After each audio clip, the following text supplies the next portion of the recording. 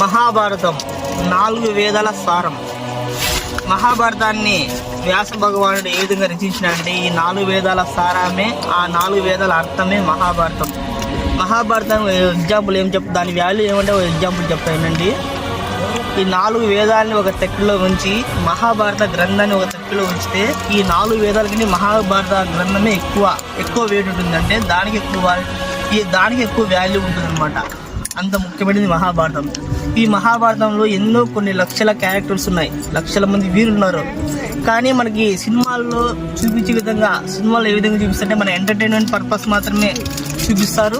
అలా ఎవరైతే ఎంటర్టైన్మెంట్ కోరుకుంటారో వాళ్ళ గురించి, వాళ్ళ క్యారెక్టర్స్ మాత్రమే చూపిస్తారు. కానీ ఇది చాలా తప్పు. ఇందులో ఒక ముఖ్యమైన వ్యక్తి గురించి నేను చెప్దామని వచ్చినాను. అతను ఎవరు అంటే శ్వేతుడు. అతని పేరు శ్వేతుడు. అతను ఎవరంటే విరాట మహారాజు రెండో కొడుకు. విరాట మహారాజు రెండో కొడుకు శ్వేతుడు. అతని పేరు శ్వేతుడు. శ్వేతుడు అంటే ఎవరంటే విరాట మహారాజు రెండో కొడుకు. మనకి విరాట మహారాజు అంటే పాండవులు అజ్ఞాతవాస విషయంలో విరాట మహారాజు పిల్లలను అజ్ఞాతవాసం చేసినారు 1 సంవత్సరం అనే విషయం అందరికీ తెలిసిందే. పైగా విరాట మహారాజు గురించి తెలుసు. అతని కొడుకు ఉత్తరుడు అనే రాజకుమారుని గురించి తెలుసు. అతని కుమార్తె ఉత్తర అనే రాజకుమార్తె గురించి కూడా తెలుసు.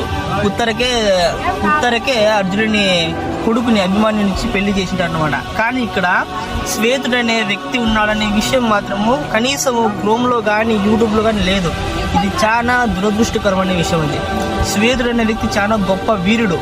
అసలు శ్వేతుడే లేకుండా ఉంటే ఫస్ట్ రోజే మహాభారతం జరిగే స్టార్టింగ్ రోజే భీష్మ పితామహుడు మొత్తం పాండవ సైన్యాన్ని అంతా ధ్వంసం చేసి ఆ ఒక్క రోజులోనే యుద్ధం అంతా ముగించేసేవాడు. శ్వేతుడే గిన అడ్డం లేకుండా ఉంటే.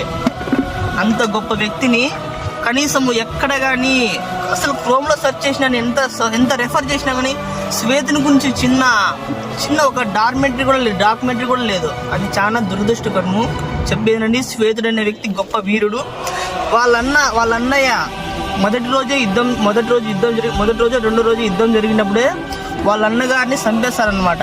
ఒక ఏనుగు మీద వచ్చి వాళ్ళన్న ఒక రాజు మీదకి పోతాడు. ఆ రాజు అనేది ఆ ఏనుగు తొండాన్ని